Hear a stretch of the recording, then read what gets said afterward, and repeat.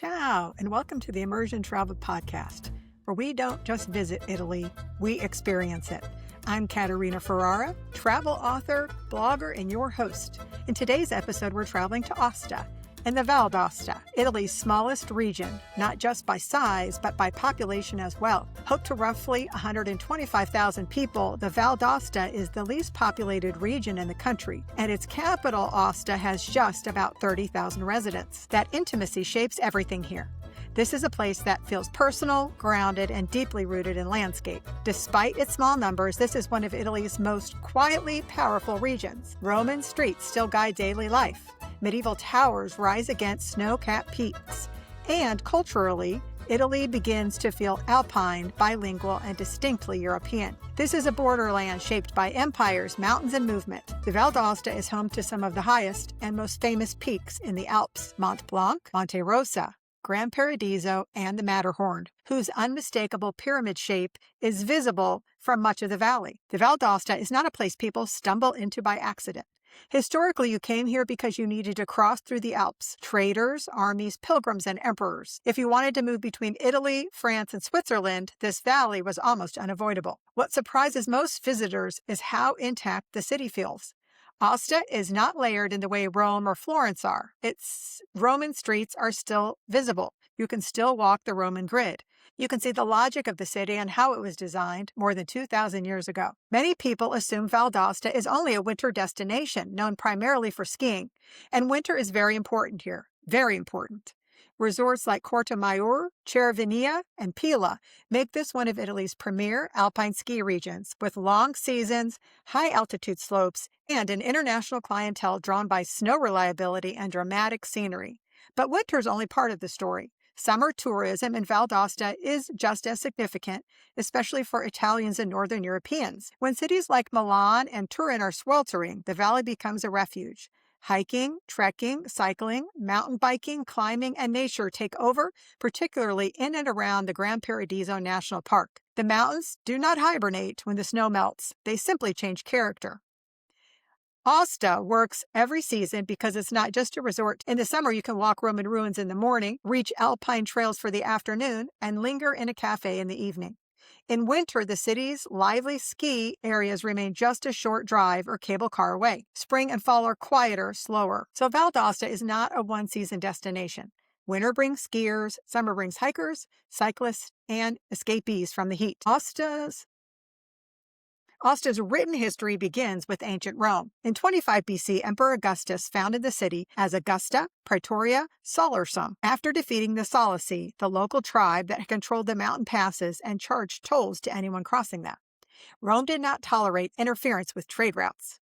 The new colony was settled by Roman veterans, and it was built exactly the way a Roman military city should be: rectangular, fortified, ordered, and efficient. Even today, Aosta's historic center follows the original Roman street plan. The Romans left behind extraordinary remains: the Arch of Augustus, marking the eastern entrance, the Roman theater rising dramatically against the Alps, city walls, gates, and towers that still define the perimeter. What makes Aosta special is not just that these ruins exist, it's that they were never abandoned. Medieval Aosta grew inside the Roman shell rather than replacing it. After the Western Roman Empire weakened, Aosta did not collapse, it adapted. Christianity arrived early and the city became an episcopal seat by the 4th century. The quays of Santa Maria Assunta and the nearby church of Sant'Orso are physical evidence of this shift. Built on Roman foundations, expanded through the Middle Ages, they reflect continuity rather than rupture.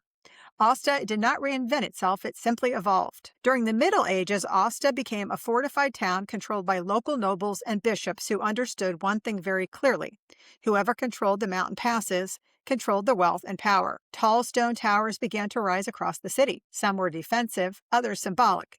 Families built upward to assert dominance, visibility, and permanence. The city walls were reinforced. Gates were guarded. Trade was protected. Unlike Italian cities driven by maritime power or agriculture, Aosta's economy was tied to the movement of goods, people, and ideas.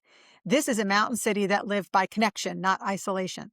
From the 11th century onward, Aosta fell under the control of the House of Savoy, one of the most influential dynasties in European history. The Savoy understood the Alps better than anyone. Their territory stretched across what is now Italy, France, and Switzerland. Aosta was central to their power. Under Savoy rule, the region developed a distinctly Alpine identity. Castles were built throughout the valley, not as residents, but as instruments of control. Roads were maintained, passes were guarded. French influence became strong here, not culturally imposed, but naturally. Even today, Val d'Aosta is officially bilingual. Italian and French coexist, reflecting centuries of shared governance. Napoleon understood Aosta immediately. Oh, Napoleon. When he crossed the Alps in 1800 to surprise Austrian forces in Italy, he used routes through this region. The Great St. Bernard Pass, just north of Aosta, became legendary. Napoleon did not just pass through, he modernized roads and infrastructure, reinforcing Aosta's role as a corridor between worlds. French administration briefly shaped the region. Although Napoleon's rule was short-lived, his imprint remained on how the valley functioned and connected outward. In the 19th century, the House of Savoy became the ruling dynasty of the new unified Kingdom of Italy, and Aosta followed them into Italian nationhood. After World War II, the Val d'Aosta was granted special autonomous status. It was a practical recognition of the region's unique language, geography, and history. Today, the region governs itself with significant independence. French language rights are protected. Local traditions are preserved. Alpine culture remains central. When you walk through Aosta, things almost feel surreal. You move from Roman ruins to medieval towers to cafes serving Fontina cheese and local wine. Mountains frame every view. Let's start our walking tour at the Cafeteria Bartolo Pasticceria on Via Monsignore di Sales, a well-regarded local cafe where you find excellent espresso, perfectly balanced cappuccinos, and traditional local pastries. This is where locals take their morning coffee. If you want something more historic, you can try the Pasticceria Mafrica, which has been serving Aosta since the early 1900s. They're known for traditional tegole valdosane, a thin, tile-shaped hazelnut cookie that is one of the region's signature sweets. You'll also find them covered in chocolate, which makes them even better with coffee. We'll start at the Arch of Augustus, which marks the eastern entrance to the Roman city. Built in 25 BC, it's one of the best preserved Roman arches in northern Italy. It's massive, imposing, and designed to impress anyone approaching the city. Standing here, with mountains rising behind the stone, you understand immediately this is a statement of control at the edge of the empire. From the arch, follow the Roman road inward. You'll notice Roman walls and towers that still ring much of the historic center. Aosta was a frontier city, and Rome protected it accordingly. What's remarkable is that the medieval builders didn't tear the walls down. They reinforced them, adapted them, and trusted the Roman engineering, and their trust was well placed. Next, we'll walk through the Porta Praetoria, the original Roman gate that once controlled access to the city. Multiple passageways separated carts, riders, and pedestrians. Defensive chambers above monitored movement below. You can still walk through the same passages used by Roman soldiers, merchants, and officials nearly 2,000 years ago. A short walk away is the Roman Theater. It rises dramatically against the mountain backdrop. Its facade still stands nearly 20 meters high, a towering wall of stone that dominates the surrounding neighborhood. Performance was once a place for thousands of spectators, even at the remote edge of the empire. The setting is striking. Alpine peaks behind a Roman theater. It reinforces something important. Rome didn't see this as an outpost. It invested fully in cultural, entertainment, and civic life. One of Aosta's most fascinating sights is the Crypto Portico Fornese, a covered Roman gallery that once supported the forum above. Walking through its vaulted stone corridors, you feel the weight of Roman engineering, functional, architectural, and symbolic all at once. Aosta did not stop being important after Rome fell. The medieval period left its own mark, particularly visible in the Cathedral of Santa Maria Assunta. The cathedral sits on Roman foundations and was rebuilt and expanded over the centuries. Inside, layers of frescoes, mosaics, and architectural remains tell the story of adaptation rather than replacement. Just outside the Roman walls lies the Sant Orso complex, one of the most atmospheric sites in the city. The church and cloister date primarily to the Romanesque period and feel distinctly Alpine. The carved capitals in the cloister depict biblical scenes, daily life, symbolic animals, small, detailed, and surprisingly intimate. The complex speaks to stability, community, and rhythm. Aosta is not a city of spectacle in the Middle Ages. It was a community. As you continue walking, the medieval towers appear almost unexpectedly. The Torre di Bellivi and other structures remind you Aosta was once defined by competing authorities. Noble families and church leaders built upward to assert dominance and visibility. The best way to see Aosta is on foot. The historic center itself is compact, walkable, and arranged around the original Roman street grid. You'll see outdoor markets, cafes, shops selling fontina cheese and cured meats. If you're there in the late afternoon, find a cafe near Piazza Chano, the main square, and watch people cross the square, watch the light shift in the surrounding markets, and the city transition from day to evening. It's one of the moments where you realize Aosta has been doing this for over 2,000 years. For lunch, the Trattoria Praetoria is consistently recommended as one of the best places to experience authentic Val d'Aosta cooking. It's right in the historic center near the Porta Praetoria, and the food is excellent, high quality, traditional, fairly priced. Another option is the Osteria da Nando, known for serving genuine Valdesano cuisine with an elegant touch. It's family-run and specializes in traditional dishes done properly. What type of traditional dishes am I talking about? I mentioned Fontina DOP. This is the king of Val d'Aosta cheeses. It's a semi-soft cow's milk cheese that has been made here since the Middle Ages. It melts beautifully, which is why it appears in almost every local dish. Young Fontina is sweet and buttery. Aged Fontina develops a deeper, nuttier flavor. You see it everywhere. An example is the polenta concha, polenta made with butter and melted Fontina cheese. It's creamy, rich, and deeply satisfying. Unlike firm polenta you might find elsewhere in Italy, this is pourable, soft, glossy, and loaded with cheese. It's served as a signature first course or alongside stew. You also find the carbonanda valdostana, a beef stew that's been slow-cooked for hours in red wine with onions, berries, and mountain herbs like sage, bay leaf, and thyme. Sometimes you'll find cinnamon, nutmeg, or orange peel in the mix. It's almost always served over polenta. The Val d'Aosta version of fondue, made with its own fontina cheese, milk, butter, and egg yolks. No wine, no garlic, just pure, rich, melted cheese. It's traditionally served with cubes of rustic bread for dipping, though sometimes you'll see it poured over gnocchi or vegetables. Next, the crispelle alla valdostana. Thin, savory crepes filled with ham and fontina, rolled up and topped with bechamel sauce, more cheese, and then baked until golden and bubbly. It's an indulgent and delicious choice. The last food I'll mention is machetta. This is cured meat made of beef, chamois, and ibex, seasoned with mountain herbs and aged. It's sliced thin and served as antipasto, often with bread or cheese. Next, let's talk about some day trips from Aosta, exploring the valley by train and road. Aosta sits at the center of Val d'Aosta, its region. And this region is famous for mountains. The main rail line follows the valley floor, tracing routes that Romans and medieval travelers used centuries before. From there, buses and cable cars climb higher into the Alps, connecting valleys and peaks that would otherwise require serious hiking to reach. This makes Aosta an excellent base for day trips, especially if you prefer not to drive on mountain roads. The train system here is built for daily life. Locals commute to work, students travel to school, and hikers use it to catch trains to the trailheads. That means the departures are reliable and the routes make practical sense. You're not going to cover hundreds of kilometers on a high-speed train, but you don't need to. Everything in Val d'Aosta is closer than it looks on a map. Our first stop will be Courmayeur and Mont Blanc. Courmayeur is one of the Val d'Aosta's most famous mountain towns, sitting at the foot of Mont Blanc, the highest peak in the Alps. From Aosta, the journey takes about an hour to an hour and 50 minutes, combining a regional train or a bus toward Saint-Didier, with a local bus onward to Courmayeur. The route climbs steadily, and the landscape becomes dramatic quickly. Pine forests give way to exposed rock. The valley narrows, and Mont Blanc appears, massive and snow-covered even in the summer. Courmayeur is refined but not showy.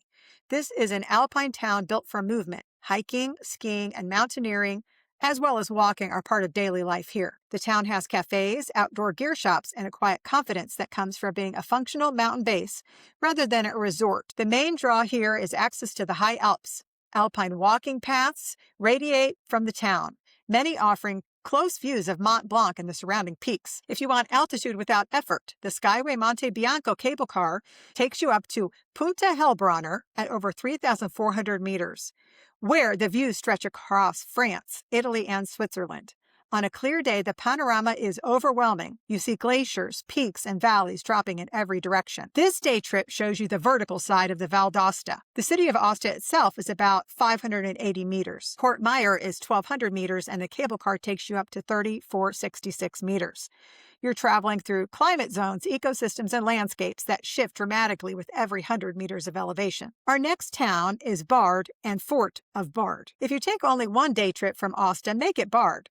The train from Aosta takes about 45 minutes following the valley floor along the Dora Baltea River. The landscape narrows as you go, the valley walls closing in, and suddenly you see it, Fort of Bard rising steep and massive above the river. The fortress sits at one of the narrowest choke points in the entire Val d'Aosta. For centuries, anyone traveling through the valley had to pass directly beneath it, making Bard a strategically invaluable position and nearly impossible to bypass. Napoleon learned the hard way in 1800. His army was held up here for weeks, unable to push forward under fire from the cannons and the fort. In the end, he was forced to move his troops at night, wrapping the cannons in cloth to muffle sound and dragging them around the fort instead of through it. Most of the heavy artillery had to be left behind. It's one of the rare moments when Napoleon was not beaten by an army, but by geography. The current fort was rebuilt in the 19th century as a major military stronghold after Napoleon's campaign proved how critical the location was. Today it houses the Museum of the Alps, which explores Alpine history. The museum's site itself is so powerful. The sheer scale of the fortifications, the position commanding the valley, and the layers and layers of defensive walls. It makes immediate sense once you're standing here. From the train station in Bard, modern glass elevators carry you up through rock to the fort's entrance. It's a great experience. 21st century engineering inserted into a 19th century fortress built on medieval foundations. But it works, and it saves your legs from climbing the ramparts. Once you're inside of the fort complex, it's time to walk the upper levels. The views down to the valley are sweeping, and you understand why this location mattered for so long. You can see the approaching movement from kilometers away. There's no hiding an army here. The town of Bard itself, nestled below the fortress, is small and quiet. A few cafes, a handful of shops, narrow streets that climb steeply from the river. It's worth walking through just to see how life continued in the shadow of such an overwhelming military architecture. Our next stop will be for thermal waters in an Alpine pass. For something completely different, try Pré Saint-Didier. It offers a slower rhythm. This small Alpine town, about an hour from Aosta by train, is known for its thermal baths. Hot thermal water flows naturally here, and it has since Roman times. The Romans, predictably, built baths, and the tradition never stopped. Today, the QC Terme spa complex sits at the edge of town, perched above the gorge with mountain views in every direction. The baths themselves are a mix of indoor and outdoor pools, heated by the natural thermal springs from deep within the Alps. The water is rich in minerals like sulfur, iron, and calcium. The locals have been coming here for centuries for therapeutic soaks. This is an ideal half-day trip if you want a break from walking, you want a restorative experience, or views without exertion.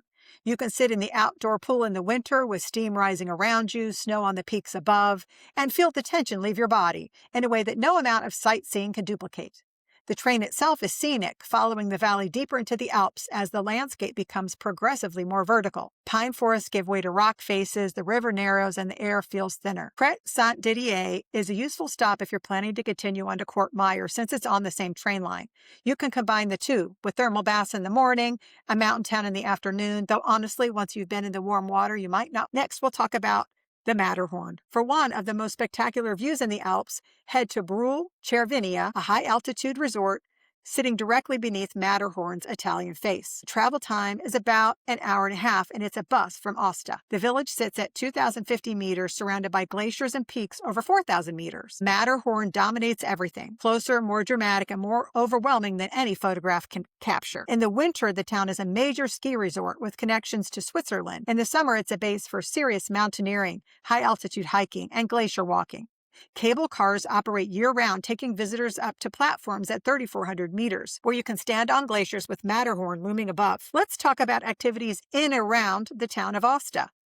Aosta's location makes it an excellent base for outdoor activities in every season. Obviously, in winter, you've got the Pila Ski Resort. It's just 18 minutes from Aosta by gondola.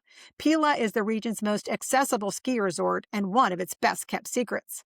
The gondola departs directly from the parking behind Aosta's train station, which means you can leave your car in the city and be on the slopes in less than 20 minutes. No mountain roads, no transfers, just a smooth ride up to 1,800 meters where 70 kilometers of skiing await. Pila sits in a natural basin with north-facing slopes, which means it has excellent snow quality even when other resorts are struggling. The terrain runs from 1,540 meters to 2,700 meters with trails mostly classified as intermediate, perfect for confident skiers who want long, sweeping runs without constant crowds. Weekdays are remarkably quiet. What makes Pila special is the setting. From the upper slopes, you have 360-degree views. Mont Blanc to the west, Matterhorn to the north, Monte Rosa behind that, and Gran Paradiso to the south. On a clear day, the panorama is overwhelming in the best way. Advanced skiers should head to Coast 1 and Coast 2 chairlifts, which access steep alpine terrain above the tree line. There are also local guides that can show you routes that drop into the valleys. The resort has a terrain park for freestylers and several routes for ski touring. For families, Pila offers dedicated beginner areas, ski schools, and kid zones with magic carpets. The village itself is ski in, ski out, so you're never far from an accommodation or mountain restaurant. In the summer, hiking and cycling rule. When the snow melts, Pila transforms. The gondolas and chairlifts open from June to early September, giving hikers and mountain bikers easy access to high-altitude trails without a brutal uphill hike. The Pila Bike Park has become one of Italy's premier mountain biking destinations with over a dozen trails ranging from beginner-friendly flow trails to expert-level downhill tracks. The Pila Aosta Enduro Trail is legendary. 15 kilometers of descent with 2,000 meters of vertical drop ending right in the city. If you're not into biking, watching the riders come down is entertainment enough. For hikers, the trails around Pila range from an easy lakeside walk to serious alpine routes. Lago Camole sits at 2,300 meters and is accessible by chairlift, a beautiful alpine lake surrounded by peaks, perfect for a picnic or trout fishing. Modern trails lead to refugios like Campana Arno, while more challenging routes climb to Monte Emelis, which is at 3,559 meters, or Becca di Nona, which is at 3,100 meters. There's also the Via Ferrata for those wanting climbing experience with fixed cables and ladders. The Adventure Park offers ropes courses, Tibetan bridges, and zip lines for families, and several trails are accessible even for younger kids. The Marmot's Path includes educational panels about the local ecosystem, and if you're lucky, you'll actually spot one. Also, I want to mention Gran Paradiso National Park, which is about 45 minutes south of Aosta and accessible by bus lines. The Gran Paradiso National Park is Italy's oldest national park and one of its most spectacular. Established in 1922 to protect the Alpine ibex from extinction, the park now covers 70,000 hectares of pristine alpine terrain, glaciers, peaks, valleys, and forests. The ibex population has recovered so successfully that Gran Paradiso reintroduced them into parks across Europe. The main hiking season runs from May to September, though many lower elevation trails remain accessible to October. June and July bring wildflowers that carpet the alpine meadows. September turns the larch forest golden, one of the most beautiful times to visit. Popular hikes in the national park include Valnotev Valley Trail is an easy riverside walk from Cone to the Paladicia Alpine Botanical Garden, suitable for families. The Lilaz Waterfalls is a moderate hike through a forest to alpine lakes with glacier views and frequent ibex sightings. Refugio Vittorio Emanuele II is a more challenging climb to a historic mountain refuge at 2,700 meters, once King Victor Emmanuel's hunting lodge. And for experienced mountaineers, the Gran Paradiso summit is accessible. It's Italy's third highest peak and requires glacier travel and technical skill. The park is also excellent for multi-day hut-to-hut treks. The Alta Via 2 trail runs from Gran Paradiso for 160 kilometers, connecting mountain refuges and passing some of the most dramatic scenery in the Italian Alps. Mountain biking is allowed on designated trails, and e-bikes have opened up routes that were previously accessible only to very fit riders. Guided e-bike tours through the valleys alongside crystal-clear rivers are increasingly popular. Wildlife spotting is one of the park's main draws. Beyond ibex, you'll see chamois, marmots, golden eagles, and if you're fortunate, a lynx or a wolf. Getting to Pila. The gondola from Aosta runs year-round. Check the seasonal schedules. Parking is free at the base station. Getting to Gran Paradiso. There are buses that run from towns. It's usually about 45 minutes and €4. The best months are December to April for skiing, June to September for hiking, and September for autumn colors and fewer crowds. As we prepare to leave Aosta, one thing stayed with me: the walls. The Roman walls that ring the historic center aren't museums, they're still standing, still defining the shape of the city 2,000 years after they were built. People walk past them on their way to work, cars parked beside them, shops open in buildings that lean against Roman foundations. The Romans built Aosta to control the Alpine passes. The function hasn't changed, it's only changed in scale. Aosta survives because it never stopped being a crossroads. For more immersive travel stories, practical planning resources, and the companion blog for this episode, visit my website, caterinaferrara.com. If you have ideas for a future podcast or questions about traveling in Italy, you're always welcome to reach out to me, Caterina, at caterinaferrara.com. This is Immersion Travel. Until next time, travel slowly, travel intentionally, and let the places you visit tell their stories.